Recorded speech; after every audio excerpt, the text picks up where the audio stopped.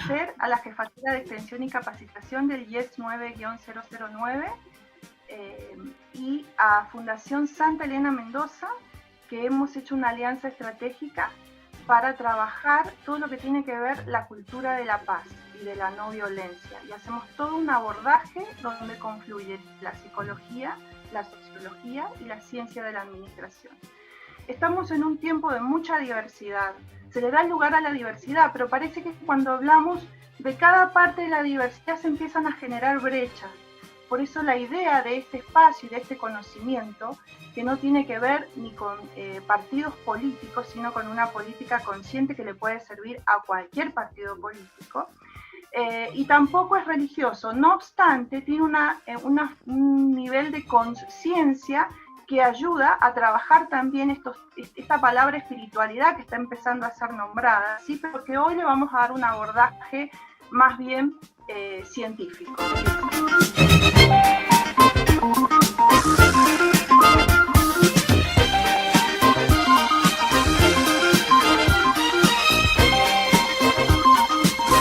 Buenas tardes a todos y todas.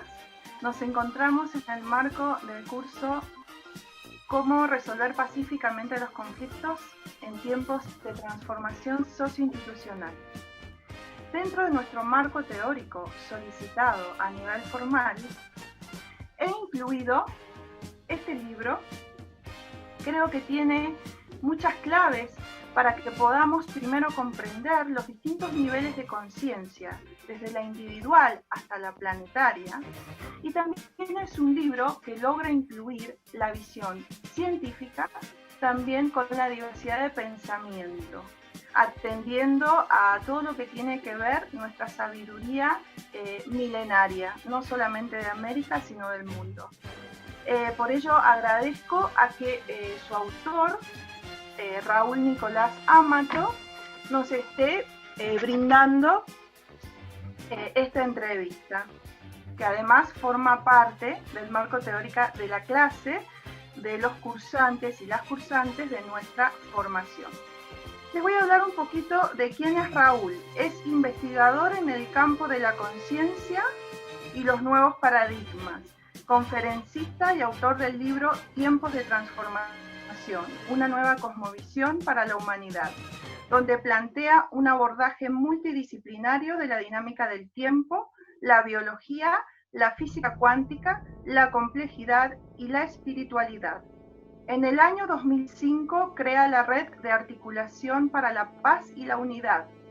En el año 2010 es nombrado embajador de la paz, distinción otorgada por 1000 Milenios de Paz y Fundación PEA.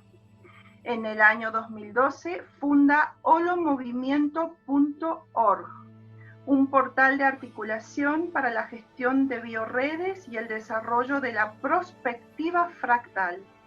Desde el año 2015 es miembro del equipo coordinador del Consejo de Paz de la República Argentina y cofundador de Política Consciente, en espacio de diálogo para avanzar hacia una política de unidad. Bueno, a Raúl creo que es importante, por lo que lo hemos citado, sobre todo porque yo investigué en su libro cómo llegar a una conciencia planetaria desde una visión que pueda hablar sobre todo dentro de los códigos científicos. Creo que eso es necesario y es uno de los temas que más ha atraído a este curso que estoy realizando cuando hablo de la conciencia planetaria. Bueno, Raúl, bienvenido.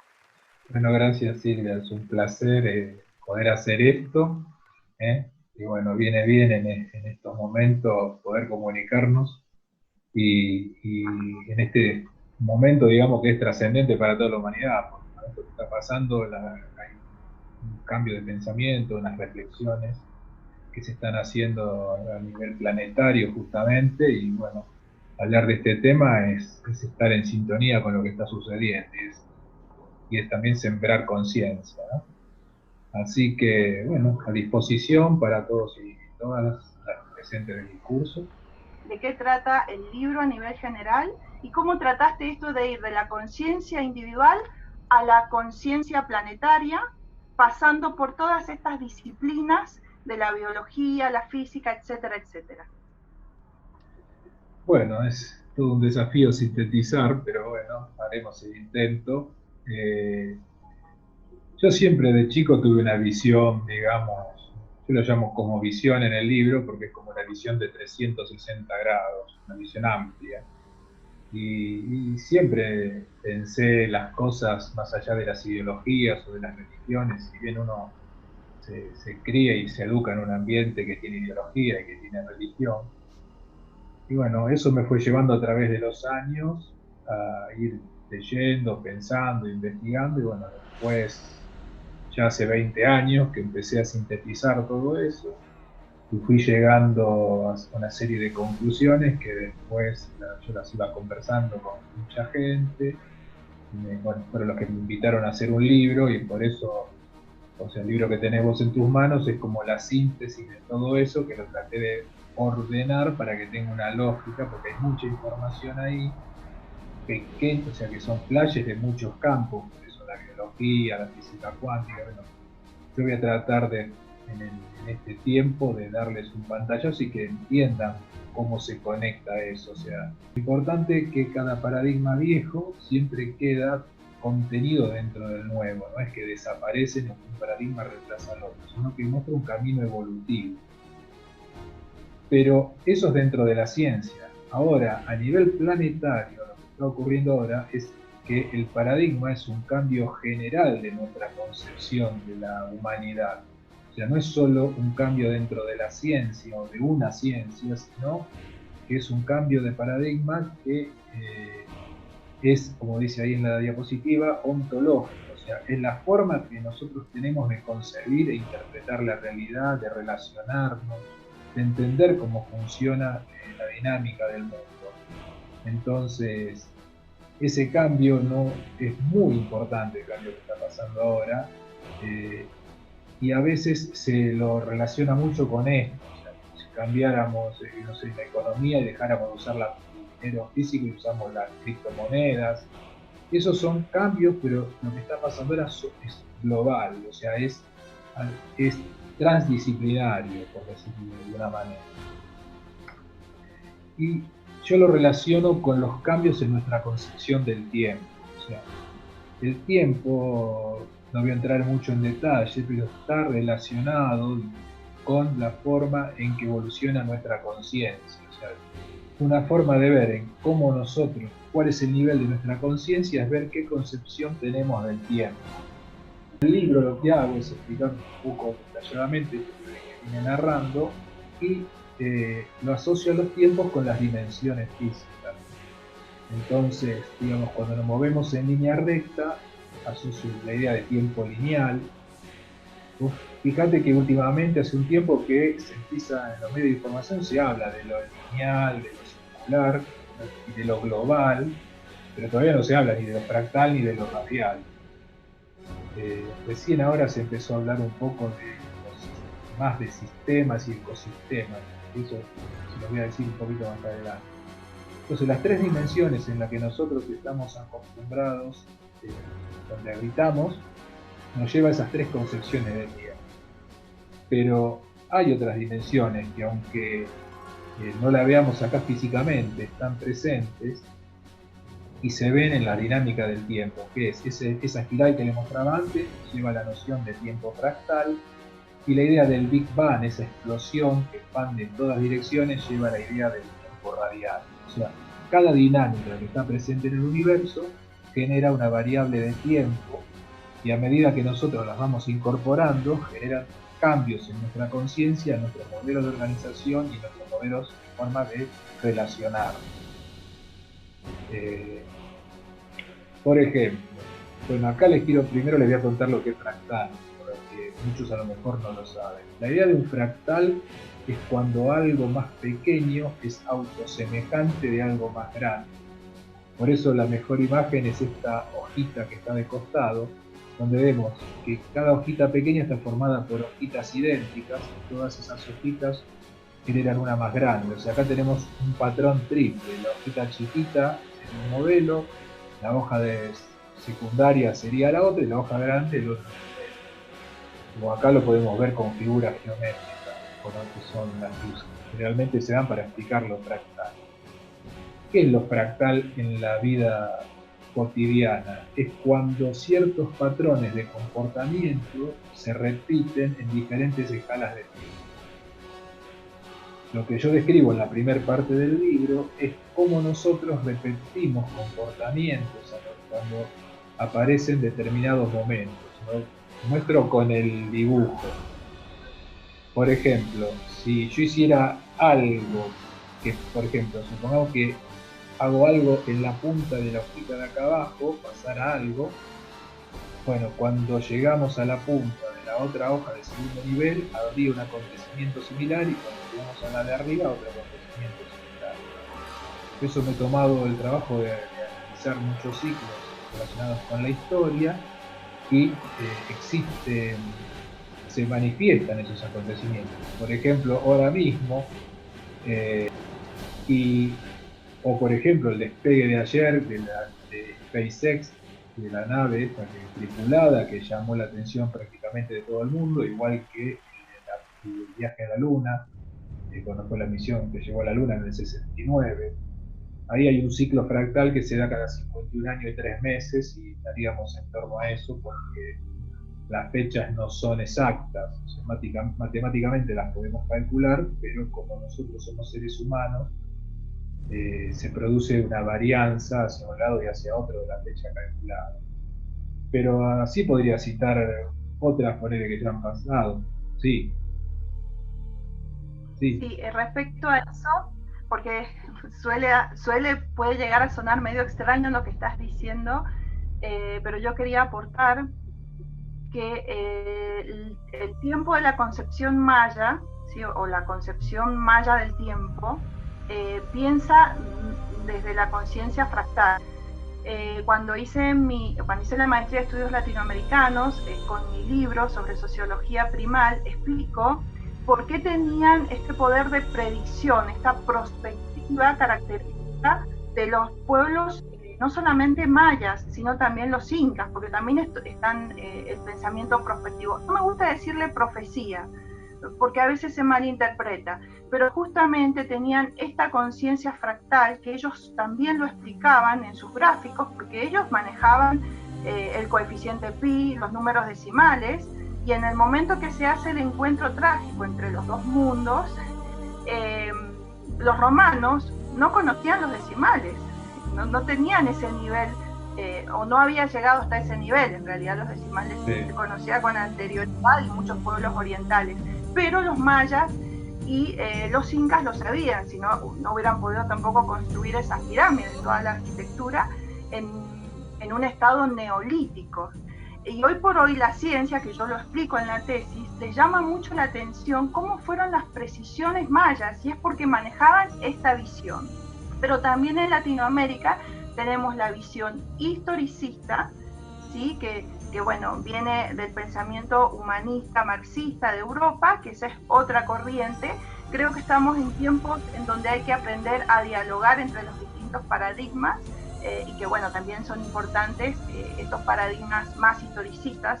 Y bueno, les quería comentar esto, que en la parte de la tesis yo incluí esa parte, le dediqué todo un capítulo a las formas de ser y estar de los pueblos originarios, y creo que es importante que también lo tengamos en cuenta, porque hemos entrado en una crisis civilizatoria sin retorno. Ya no hay más tiempo para que hagamos un cambio urgente para salvar la vida del planeta, todo esto de la sustentabilidad. Y bueno, les quería comentar que el éxito del pensamiento prospectivo que hacían los mayas es porque tenían este tiempo de concepción respecto a la historia, porque no solamente está la historia social construida desde la ideología, sino también está la historia genética, y que los cambios que vienen ahora tienen que ver con todo este tema, que obviamente yo no manejo la biología, y bueno, pero quería comentar también para rescatar y valorizar nuestro pensamiento y sabiduría milenaria de Abiyala América. Digamos, son distintas, así como hay distintas religiones, hay distintas formas de interpretar esa dinámica. Los mayas lo hacían a través de su calendario, de una forma matemática, que es la que yo retomo para hacer mis cálculos.